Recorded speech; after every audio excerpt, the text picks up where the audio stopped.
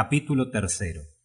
Amaro Vieira nació en Lisboa, en casa de la señora marquesa de Alegros. Su padre era criado del marqués, su madre doncella, casi amiga de la marquesa.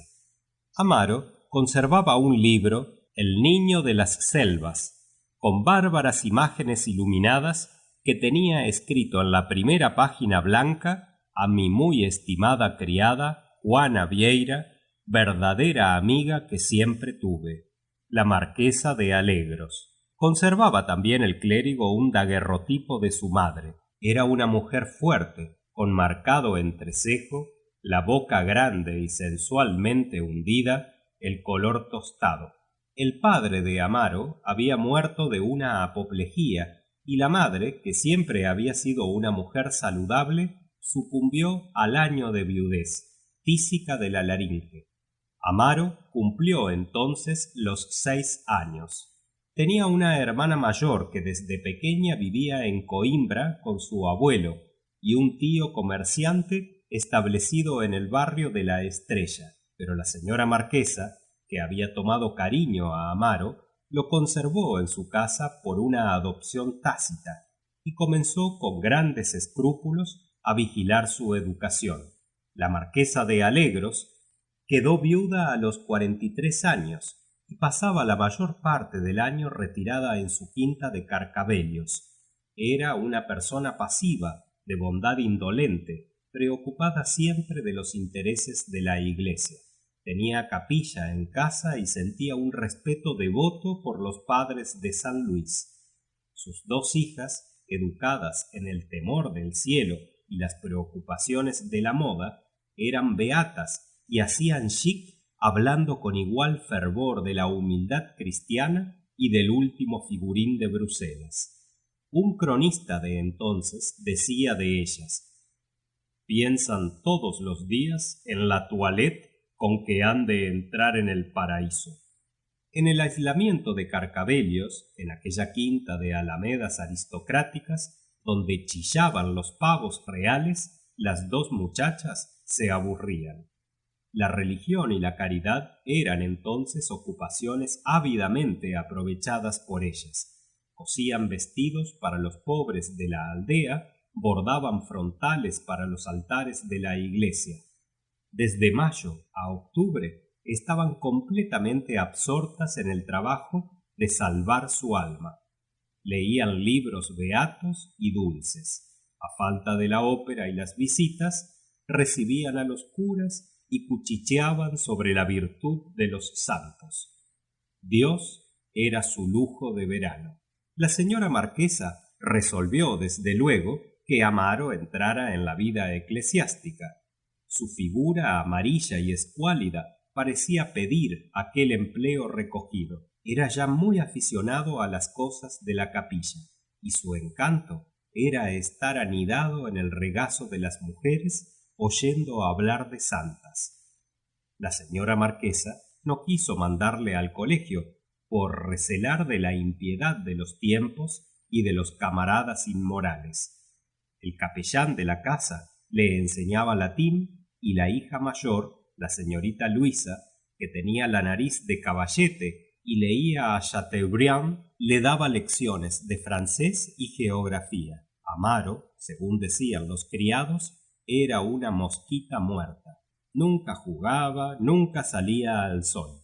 Si alguna tarde acompañaba a la señora marquesa mientras paseaba por las alamedas de la quinta, apoyada en el brazo del padre Lisset o del respetuoso procurador Freitas, iba a su lado silencioso, encogido, retorciendo entre las manos húmedas el forro de sus bolsillos. Se hizo medroso.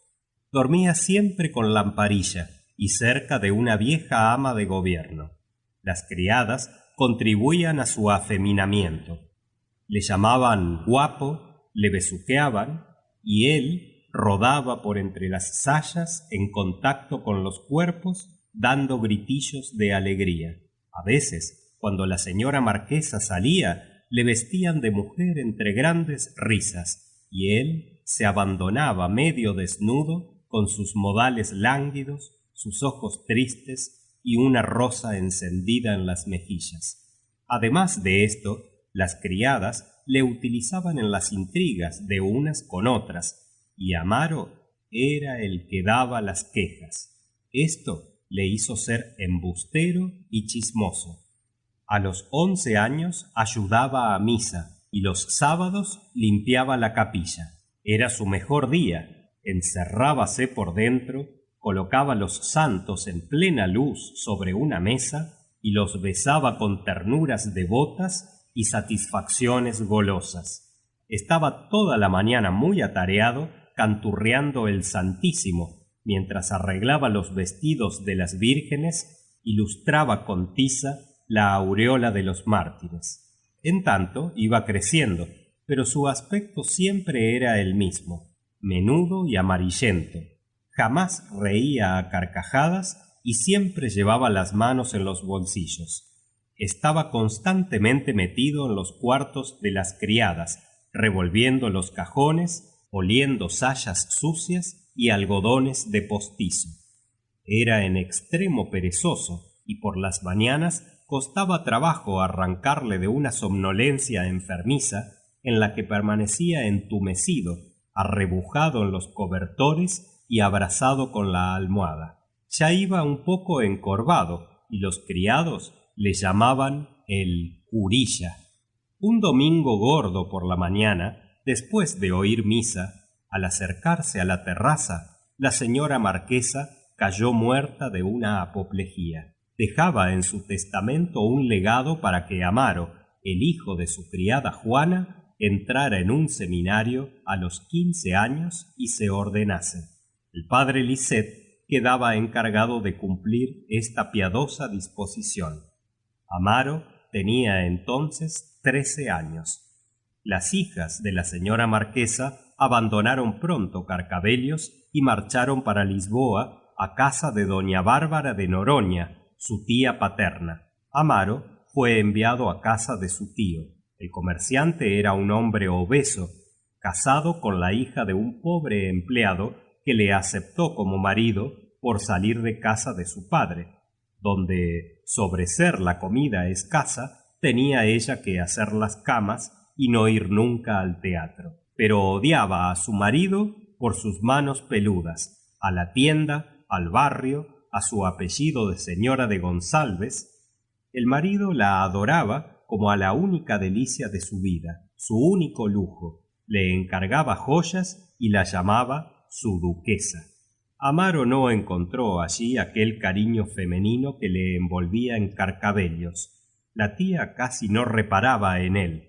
Pasaba los días vestida de seda y cubierta de polvos de arroz, con el cabello peinado en crenchas, leyendo folletines o revistas teatrales de los periódicos y esperando la hora en que pasaba por debajo de sus ventanas, estirando los puños almidonados, Cardoso, el don Juan del barrio. El comerciante se apropió de Amaro como de una utilidad imprevista y lo mandó detrás del mostrador. Le hacía levantar a las 5 de la mañana y el rapaz temblaba bajo su chaqueta de paño azul mientras en una esquina de la mesa de la cocina mojaba aprisa el pan en una taza de café. Por lo demás le detestaban. La tía llamábale el troncho y el tío el burro. Les pesaba hasta el mezquino pedazo de carne que le daban de comer. Amaro adelgazaba y todas las noches lloraba. Sabía ya que a los 15 años debía entrar en el seminario. El tío se lo recordaba todos los días. «No pienses que vas a pasar aquí la vida vagueando, burro. En cumpliendo 15 años marchas al seminario, que yo no tengo obligación de cargar contigo. Güey que no hará, no está en mis principios». Y el rapaz deseaba el seminario como una libertad. Jamás le consultó nadie sobre su vocación. Le imponían una sobrepelliz y su naturaleza pasiva, fácil de dominar, la aceptaba como aceptaría una albarda. Pero no le desagradaba ser padre. Acordábase de los curas que veía en casa de la señora marquesa, personas bien cuidadas, blancas, que comían a la mesa de las hidalgas y tomaban rapé en tabaqueras de oro. Le convenía aquella profesión en que se hablaba bajo con las mujeres, viviendo entre ellas, cuchicheando y sintiendo el calor penetrante que despiden, en que se reciben regalos en bandeja de plata. Recordaba al padre Lisette luciendo su anillo de rubíes en el dedo meñique, a monseñor Saavedra con sus anteojos de oro bebiendo a sorbos su copa de madera. Las hijas de la señora marquesa le bordaban las zapatillas. Un día había visto a un obispo que fue cura en Bahía y viajara mucho, estuvo en Roma, era muy alegre, estaba en la sala rodeado de señoras que le miraban sonrientes y él sujetaba con sus manos ungidas que olían a agua de colonia el sombrero de castor finísimo mientras cantaba con hermosa voz para entretener a las damas. Mulatiña de Bahía, nacida en el Capuzá. Un año antes de entrar en el seminario, el tío le hizo ir junto a un maestro para que se afirmara en el latín y le dispensó de estar en el mostrador. Por la primera vez en su vida, Amaro tuvo libertad. Iba solo a la escuela y paseaba por las calles. Vio la ciudad, los ejercicios de infantería, se detuvo a las puertas de los cafés, leyó los carteles de teatro y sobre todo comenzó a reparar mucho en las mujeres. Pero todo lo que admiraba le causaba a veces grandes melancolías. Su hora triste era el anochecer cuando volvía de la escuela, o los domingos después de pasear con el cajero por los jardines de la ciudad. Su cuarto estaba en el desván y tenía una ventanilla que daba sobre los tejados. Apoyábase en ella y veía parte de la villa que poco a poco se iluminaba con puntos de gas. Creía apercibir llegando de lejos rumores indefinidos. Era la vida que no conocía y que juzgaba maravillosa. Perdíase en vagas imaginaciones y de repente se le aparecían surgiendo del fondo obscuro de la noche formas femeninas por fragmentos. Una pierna con bota de charol y media blanquísima, o un brazo rollizo regazado hasta el hombro. Abajo, en la cocina, la criada comenzaba a fregar la loza, cantando. Era una moza gorda y muy sucia, y Amaro sentía entonces deseos de bajar, de rozarse con ella o de estar a su lado viéndola escaldar los platos. Se acordaba de otras mujeres que viera en los paseos con las botinas ajustadas y las enaguas almidonadas y ruidosas. Del fondo de su ser subíale una pereza, como un afán de abrazar a alguien, de no sentirse solo. Juzgábase infeliz y pensaba en matarse. El tío le llamaba desde abajo. «¿Tú estudias o no, trompo?» Y al poco rato, cabeceando de sueño sobre Tito Livio, sintiéndose desgraciado, rozando una rodilla contra otra, torturaba el diccionario. Por aquel tiempo comenzó a sentir cierto disgusto hacia la vida de cura que no le permitiría casarse. Ya las convivencias de la escuela habían introducido en su naturaleza afeminada curiosidades, corrupciones. Adelgazaba y estaba más pálido. Entró en el seminario. En los primeros días, los largos corredores de piedra un poco húmedos, los cuartos estrechos y numerados, las sotanas negras, el silencio reglamentado, le producían una tristeza lúgubre. Pero después encontró amistades. Comenzaron a llamarle de tú, le admitieron durante las horas de recreo o en los paseos del domingo, en los corros donde se contaban anécdotas de los maestros o se calumniaba al rector, donde perpetuamente se lamentaban las melancolías de la clausura, porque casi todos hablaban con nostalgia de la libertad que habían dejado. Amaro no dejaba cosas queridas, venía de soportar la brutalidad del tío y el fastidioso rostro de la tía, siempre cubierta de polvos de arroz. Pero insensiblemente él comenzó también a sentir la nostalgia de sus paseos del domingo, de sus retornos de la escuela con los libros en una correa, cuando se paraba ante los escaparates de las tiendas a contemplar la desnudez de las figurillas expuestas. A pesar de esto, dada su falta de carácter, fue entrando como una oveja indolente en las reglas del seminario. Hasta llegó a tener buenas notas. Sin embargo, nunca pudo comprender las delicias que algunos parecían gozar en el seminario. No se explicaba por qué se maceraban las rodillas, devorando con la cabeza baja textos de la Imitación o de San Ignacio, ni por qué en la capilla, con los ojos en blanco, palidecían de éxtasis, ni cómo cumplían con placer las reglas más pequeñas para subir un grado cada vez en la perfección, como recomienda San Buenaventura. Para aquellos, el seminario era una antesala del cielo. A él solo le ofrecía las humillaciones de una prisión, con los tedios de una escuela.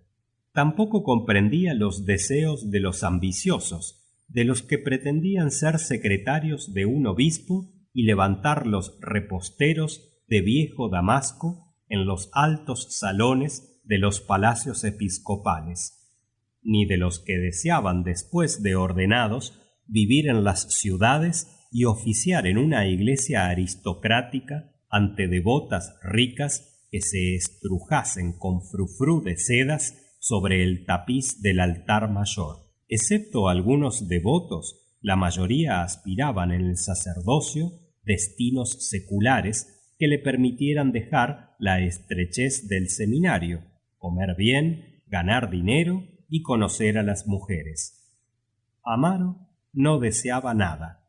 Yo no sé, decía melancólicamente, pero escuchando por simpatía aquellas conversaciones llenas de impaciente ambición de vida libre, quedaba perturbado. Cuando a veces hablaban de huir, hacían planos calculando la altura de las ventanas, entreveían mostradores de tabernas, salas de billar o alcobas de mujer, Amaro se revolvía en su catre sin dormir, y en el fondo de sus pensamientos, de sus sueños, ardía como un abrazo silencioso el deseo de la mujer. En su celda había una imagen de la Virgen, coronada de estrellas, posada sobre la esfera, con la mirada errante por la luz inmortal, aplastando bajo sus pies a la serpiente. Amaro volvíase hacia ella como hacia un refugio. Rezaba un salve, pero deteniéndose a contemplar la litografía, la santidad de la Virgen desvanecíase, y Amaro solo veía ante él una linda moza rubia. La amaba y, mirándola de refilón, suspiraba lúbricamente. En su curiosidad llegaba a levantar los castos pliegues de la túnica azul que cubría la imagen, suponiendo formas, redondeces, una carne blanca. Creía entonces ver brillar en la obscuridad del cuarto los ojos del tentador. Derramaba agua bendita sobre la cama, pero no se atrevía a revelar estos delirios en el confesionario. Cuantas veces escuchó las pláticas, el maestro de moral, con su ronca voz, comparaba el pecado con la serpiente, y dejando caer vagarosamente la pompa meliflua de sus períodos, aconsejaba a los seminaristas que, imitando a la Virgen, aplastasen con los pies la serpiente ominosa. Después hablaba el maestro de teología, sorbiendo rapé, del deber de vencer la naturaleza, y citando a San Juan de Damasco, a San Crisólogo, a San Cipriano, a San Jerónimo, explicaba los anatemas de los santos contra la mujer, a quien llamaba, según expresiones de la Iglesia, serpiente, dardo, hija de la mentira, puerta del infierno, cabeza del crimen, escorpión. Y como dice nuestro padre San Jerónimo, aquí se sonaba estruendosamente: camino de iniquidades, iniquitas vía. Hasta en los compendios hallaba Amaro preocupaciones de la mujer. ¿Qué ser era ese que a través de toda la teología se colocaba sobre el altar como la reina de la gracia o se maldecía con apóstrofes bárbaros? ¿Qué poder era el suyo para que una legión de santas le diera por aclamación el profundo reino de los cielos o huyese ante ella como del universal enemigo entre sollozos de terror y gritos de odio, escondiéndose por no verla en las tebaidas y en los claustros, muriendo allí del mal de haber amado, sintiendo, sin definirlas, estas perturbaciones que le desmoralizaban? Desfallecía antes de hacer sus votos con el deseo de romperlos. En redor suyo sentía iguales rebeliones de la naturaleza. Los estudios, los ayunos, las penitencias podían domar el cuerpo, darle hábitos maquinales, pero dentro los deseos se agitaban como un nido de víboras. Los que más sufrían eran aquellos de temperamento sanguíneo, con sus pulsos plenos, estallando bajo los puños de la camisa.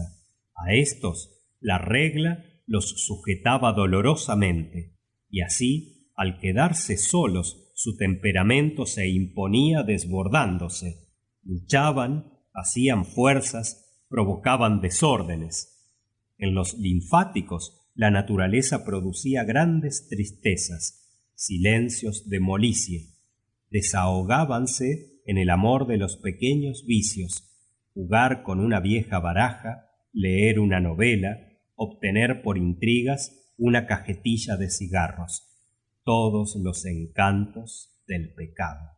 Amaro casi envidiaba a los estudiosos que al menos estaban contentos. Tomaban notas en el silencio de la biblioteca, eran respetados, usaban anteojos y sorbían rapé. Él también sentía a veces repentinos deseos de saber, de estudiar, pero ante los vastos infolios experimentaba un tedio invencible. Era devoto, tenía fe ilimitada en ciertas santas, un temor angustioso de Dios, pero odiaba la clausura del seminario. Pensaba que él sería bueno, puro, creyente, si viviese en la libertad de la calle o en la paz de una aldea, fuera de aquellas paredes negras que le producían una tristeza irritable. Adelgazaba cada vez más. Tenía sudores éticos y por fin, el último año, después de un servicio pesado de Semana Santa, ingresó en la enfermería víctima de una fiebre nerviosa.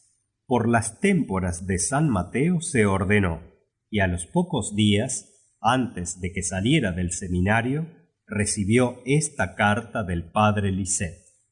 Mi querido hijo y nuevo colega, puesto que ya está ordenado, es en mi deber de conciencia darle cuenta del estado de sus negocios, pues quiero cumplir hasta el fin la misión con que cargó mis débiles hombros la señora marquesa, atribuyéndome la honra de administrar el legado que le dejó. Y aunque los bienes del mundo poco tienen que importar a un alma consagrada a Dios, son siempre convenientes las cuentas claras entre buenos amigos. Sabrá, por consiguiente, que el legado de nuestra querida marquesa, para quien debe guardar en su alma eterna gratitud, está ya completamente exhausto.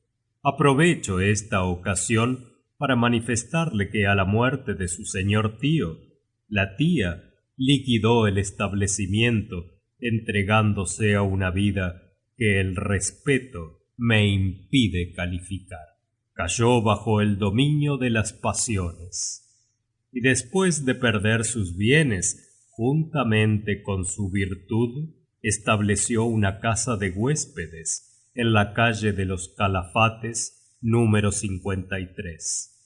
Si toco estas impurezas tan impropias de que un tierno levita como es mi querido hijo tenga de ellas conocimiento, es porque quiero darle cabal relación de su respetable familia. Su hermana casó con un hombre rico en Coimbra, y aunque no es el oro lo que debemos apreciar en el matrimonio, por las futuras circunstancias, deseo que mi muy amado hijo esté al corriente de este dato. Sobre lo que me escribió nuestro querido rector con respecto a enviarle a usted para una aldea de Feirón en la Graleira, hablaré con algunas personas importantes que tienen la extrema bondad de atender a un pobre padre que solo pide a Dios misericordia, y espero conseguir algo.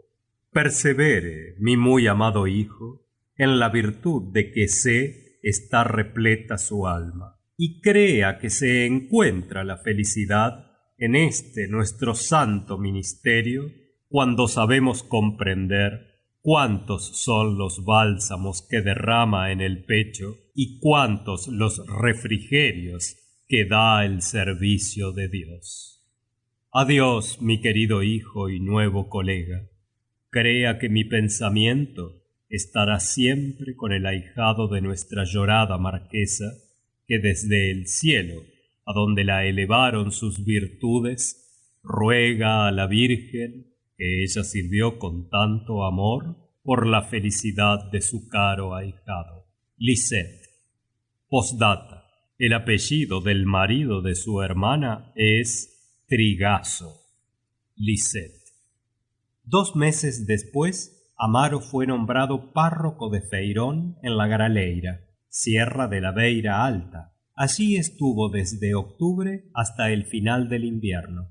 Feirón es una parroquia pobre, de pastores, y en aquella época estaba casi deshabitada. Por la primavera quedaron vacantes en los distritos de Santarém y de Leira, parroquias buenas, y Amaro escribió enseguida a su hermana contándole su pobreza en Feirón, y ella, recomendándole economía, le mandó 12 monedas de oro para ir a Lisboa a pretender.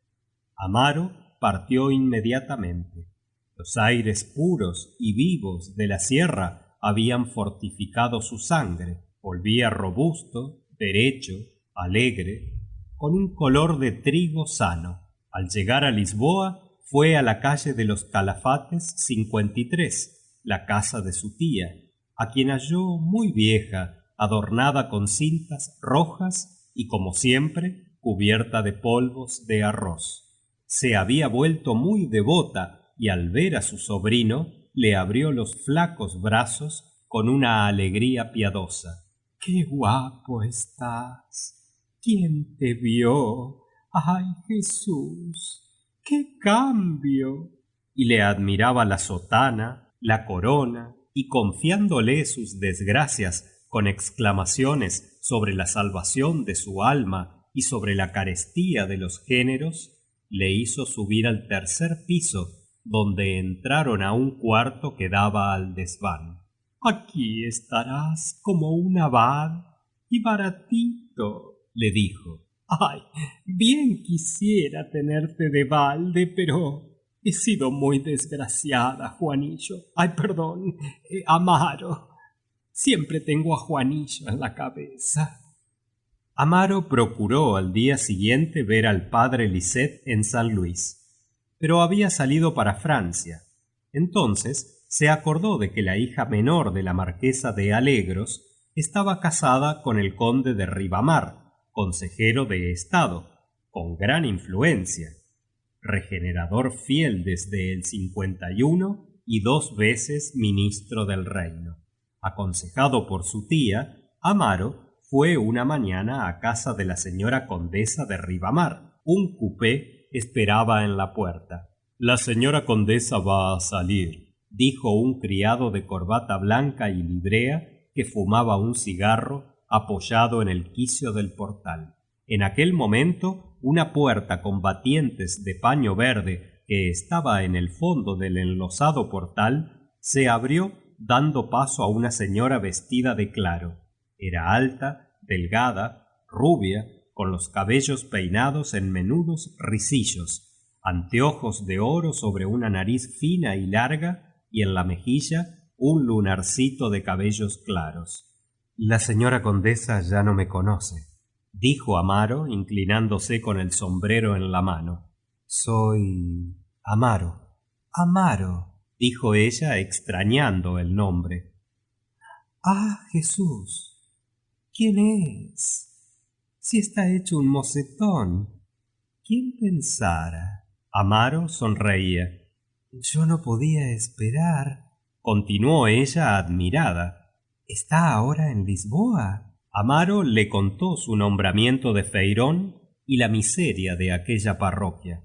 De manera, señora condesa, que vengo a pretender. Ella le escuchaba con las manos apoyadas en una alta sombrilla de seda clara, y Amaro aspiraba el perfume que despedían los polvos de arroz y la frescura de las batistas. Pues pierda cuidado, dijo ella. Mi marido hablará. Yo me encargo de esto. Venga por aquí mañana. Y poniendo un dedo sobre los labios, espere, mañana no, porque voy a Sintra. El domingo. No, el domingo tampoco. Lo mejor es que venga dentro de 15 días. Dentro de 15 días, por la mañana, estaré con seguridad. Y mostrando en una sonrisa sus grandes dientes blancos, añadió: Parece que le estoy viendo traducir a Chateaubriand con mi hermana Luisa. ¿Cómo pasa el tiempo? ¿Y está bien su señora hermana?, preguntó Amaro. Sí, muy bien. Está en una quinta en Santarém. Alargó su mano calzada con fino guante de piel de Suecia, estrechando la del clérigo en un fuerte apretón que hizo sonar los brazaletes de oro, y esbelta y ligera saltó al cupé, luciendo con un movimiento gracioso la blancura de sus enaguas. Amaro empieza a esperar. Era el mes de julio, en pleno calor. Decía misa por la mañana en Santo Domingo y durante el día arrastraba su ociosidad por la casa. Al anochecer salía a dar una vuelta por el rocío. Se ahogaba en aquel aire pesado y tranquilo. En todas las esquinas pregonaban monótonamente: ¡agua fresca! En los bancos, bajo los árboles, dormitaban mendigos remendados, y los desocupados paseaban su pereza por las calles. Amaro entonces se recogía, y en su cuarto, con la ventana abierta, estirado sobre la cama, en mangas de camisa, sin botas, fumaba cigarros, halagando sus esperanzas. A cada momento recordaba con alegría las palabras de la condesa: Esté tranquilo, mi marido hablará. Y se veía ya párroco de una bonita villa, con una casa que tuviera huerto lleno de coles y lechugas frescas, tranquilo y respetado, recibiendo bandejas de dulce de las devotas ricas. Vivía entonces en un estado de espíritu muy reposado.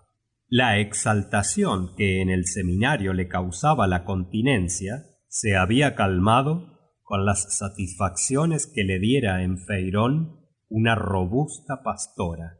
Ahora, sereno, pagaba puntualmente al cielo las oraciones que manda el ritual y procuraba establecerse con regalo. Pasados 15 días volvía a la casa de la señora condesa. No está, le dijo un criado de las caballerizas. Al día siguiente volvió ya inquieto. La puerta de batientes verdes estaba abierta, y Amaro subió despacio, pisando quedamente sobre la alfombra roja sujeta en los escalones por barras de metal. De la alta claraboya caía una luz suave.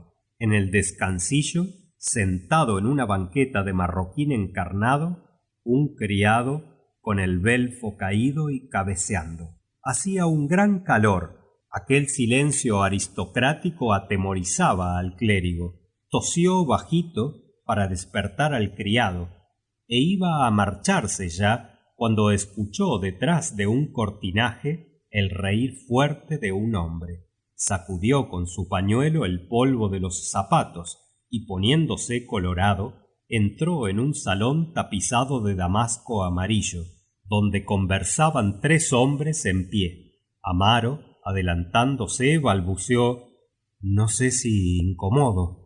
Un caballero alto, de bigote gris y anteojos de oro, se volvió hacia él sorprendido. Era el señor conde. «Soy Amaro».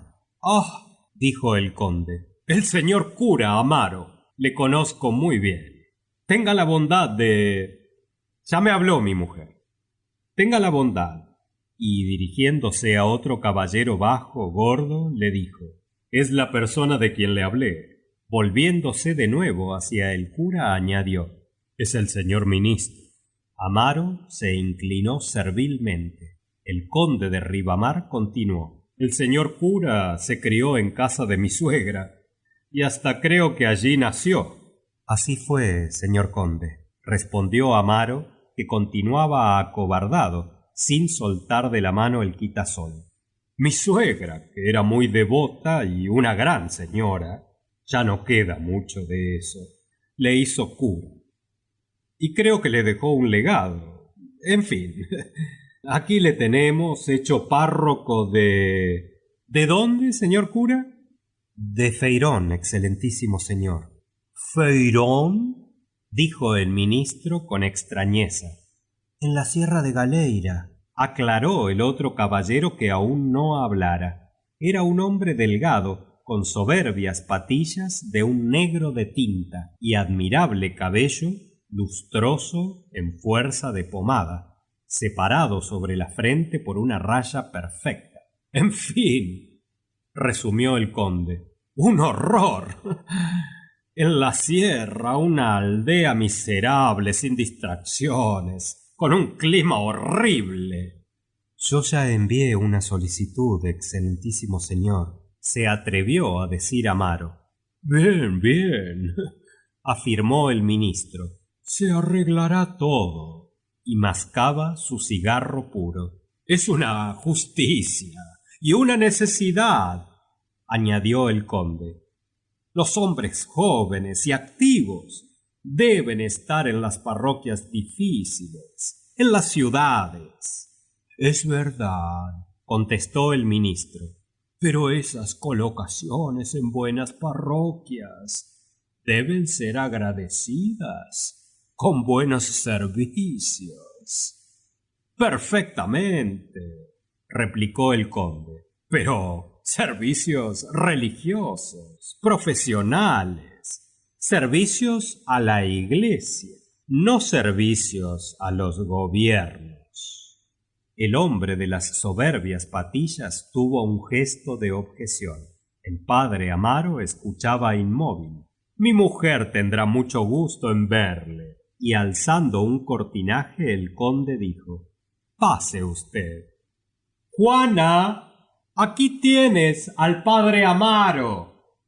Amaro entró en una sala blanca, con muebles cubiertos de cachemira clara. En los huecos de las ventanas, entre las cortinas de seda blanca también, arbustos esbeltos, sin flor, erguían su delicado follaje. Una media luz daba a aquellas alburas un tono suave de nube.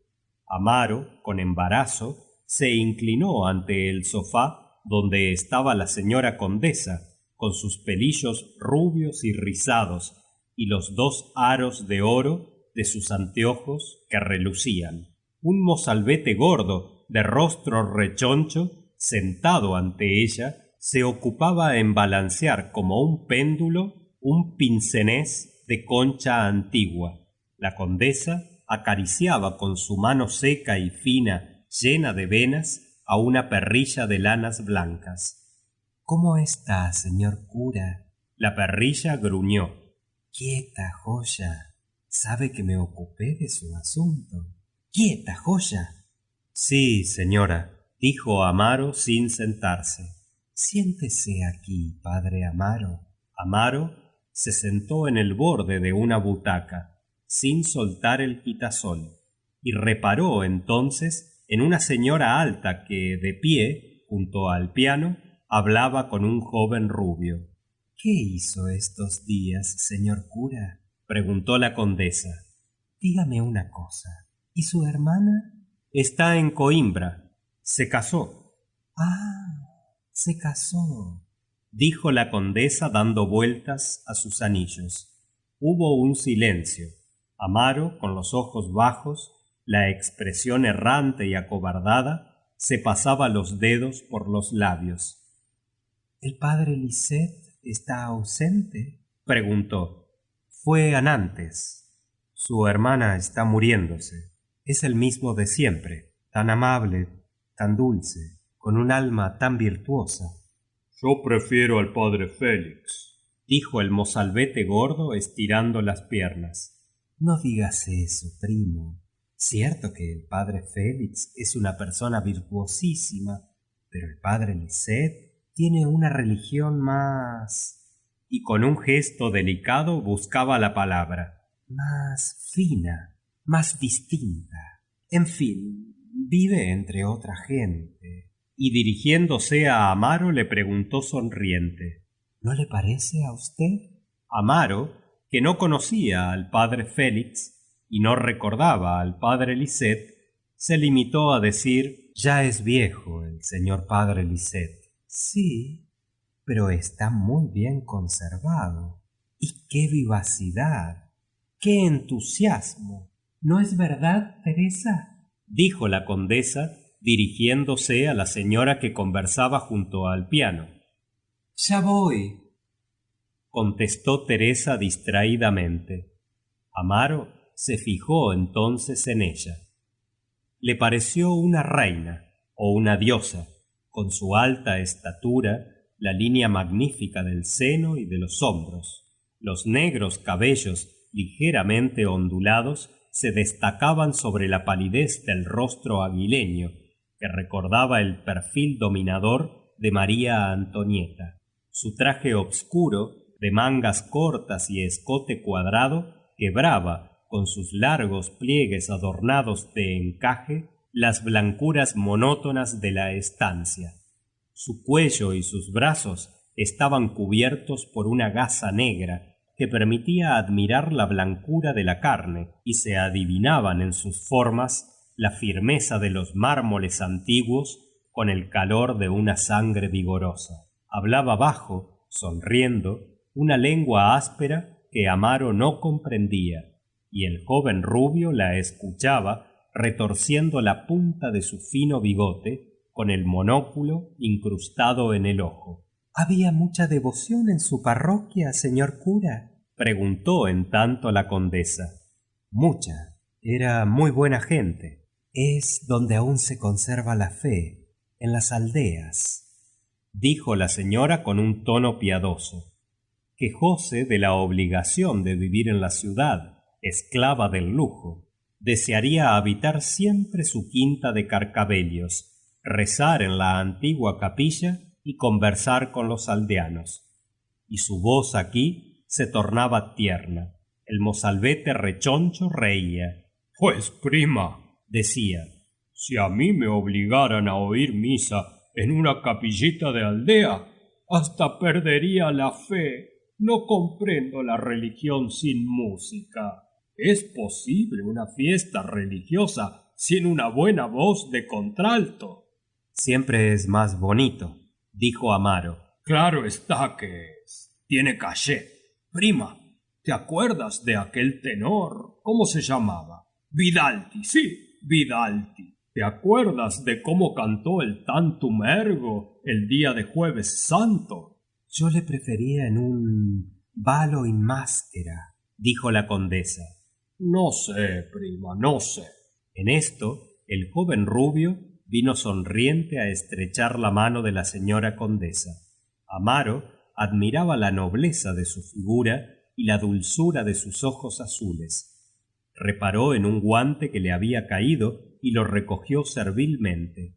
Cuando el joven salió, Teresa, después de aproximarse a la ventana y de mirar a la calle, fue a sentarse en una caucés con abandono que puso de relieve la magnífica escultura de su cuerpo, y volviéndose perezosamente hacia el muchacho rechoncho, le dijo: «¿Vámonos, Juan?». La condesa entonces la retuvo diciéndole: «¿Sabes? El padre Amaro se crió conmigo en Bénfica». Amaro enrojeció, sintiendo que Teresa fijaba en él sus bellos ojos de un negro húmedo, semejantes al raso cubierto de agua. «¿Ahora estaba en provincias?», preguntó ella bostezando un poco. «Sí, señora mía, vine hace unos días». «¿De alguna aldea?», continuó la dama cerrando y abriendo ruidosamente su abanico. Amaro miraba brillar las piedras preciosas en sus dedos finos y contestó acariciando el puño del quitasol: «De la sierra, señora». «Imagínate», añadió la condesa, «un horror. Siempre nevando, no hay más que pastores. Y dice que la iglesia no tenía techo. Es una desgracia vivir allí. Yo ya pedí al ministro que le trasladara. Pídele tú también». «¿El qué?», dijo Teresa. La condesa contó que Amaro pretendía una parroquia mejor. Habló de su madre, de la amistad que ella sentía por el cura. «Cuando niña me moría por él. ¿Recuerda cómo le llamaba?». «No sé, señora». «Fray Miseria. Tiene gracia, ¿verdad? Como el señor cura era entonces, tan amarillo, tan flaco, siempre encerrado en la capilla». Teresa interrumpió dirigiéndose a la condesa. «¿Sabes a quién se parece este señor?». La condesa le miró y el joven gordo se afirmó los lentes. «¿No le encuentras parecido con aquel pianista del año pasado? No me acuerdo ahora del nombre». «Sí, ya sé. Chalet», dijo la condesa. «En efecto, se parece, pero no en el pelo». «Naturalmente. Aquel no tenía corona». Amaro enrojeció como la grana. Teresa se irguió y arrastrando su soberbia cola fue a sentarse al piano. «¿Sabe usted música?», preguntó volviéndose hacia Amaro. «Se aprende algo en el seminario, señora». Ella corrió la mano por el teclado de sonoridades profundas y tocó una frase de Rigoletto parecida al minué de Mozart, que la dice Francisco I al despedirse en el sarao del primer acto de la señora de Crecy, y cuyo ritmo desolado tiene la tristeza lánguida de los amores que terminan, de los brazos que se desunen en despedidas supremas. Amaro estaba embelesado. Aquella sala, con sus alburas de nieve, el piano apasionado, el cuello de Teresa que se transparentaba bajo la gasa negra, su aspecto de diosa, los tranquilos árboles del jardín hidalgo, le daban vagamente la idea de una existencia superior, de romance, pasada sobre alcatifas preciosas, en cupés acolchados, con arias de óperas, melancolías de buen gusto y amores de un goce extraño. Enterrado en la elasticidad de la caucés, recordaba el comedor de su tía, con olor de guisado, y era como un mendigo que probase una delicada crema y asustado demorara su placer, pensando que ha de volver a la dureza de los mendrugos secos y al polvo de los caminos. En tanto Teresa, mudando bruscamente de melodía, cantó una antigua aria inglesa de Haydn, que dice tiernamente las melancolías de una separación. The village seems asleep or dead, while Lubin is away. «¡Bravo! ¡Bravo!», exclamó el ministro de Justicia, apareciendo en la puerta y batiendo las palmas. muy bien, deliciosamente. Tengo que pedirle un favor, señor Correa, dijo Teresa levantándose con ligereza. El ministro se acercó con galantería. ¿Qué es ello, señora mía? El conde y el señor de las patillas entraron discutiendo. Teresa continuó. Juana y yo tenemos que pedirle. Yo ya he pedido, y hasta 2 veces, interrumpió la condesa. Pero ¿de qué se trata, señoras mías? Dijo el ministro, sentándose confortablemente, con las piernas muy estiradas y el rostro satisfecho. ¿Es algo grave? Dios mío, prometo solemnemente. Bueno, dijo Teresa, dándole un golpecito en el brazo con su abanico. ¿Cuál es la mejor parroquia que hay vacante? Ah, dijo el ministro comprendiendo y mirando al cura, que encogía los hombros avergonzado. El señor de las patillas se adelantó para informar a las señoras. La mejor vacante es Leira, capital del distrito y sede del obispado. ¿Leira? Dijo Teresa. ¿No hay allí unas ruinas? Leira me parece excelente. Perdón, dijo el ministro. Leira es sede del obispado, es una ciudad. Y el señor párroco, como sacerdote joven... ¡Ay, señor Correa! Exclamó Teresa. ¿Acaso no es usted joven también? El ministro se inclinó sonriendo. Di tú algo, hombre, dijo la condesa a su marido. Ya es inútil, el pobre Correa está vencido. La prima Teresa le llamó joven. El ministro protestó. Pues, no me parece que sea una lisonja excepcional, porque no soy tan viejo. ¡Oh, desdichado!, gritó el conde. Acuérdate de que ya conspirabas en 1820. Era mi padre, calumniador, era mi padre. Todos rieron. Pues, señor Correa, dijo Teresa, está entendido. El padre Amaro ocupará la vacante de Leira. Bien, sucumbo. Y el ministro hizo un gesto resignado. Conste que es una tiranía. Thank you, respondió Teresa alargando su mano. El ministro dijo, ¿pero qué le pasa a usted? La desconozco. Hoy estoy muy contenta. Miró un momento al suelo como distraída y dándose golpecitos en su hueca falda de seda, se levantó bruscamente y sentándose al piano comenzó de nuevo la dulce aria inglesa. The village seems asleep or dead when Lubin is away.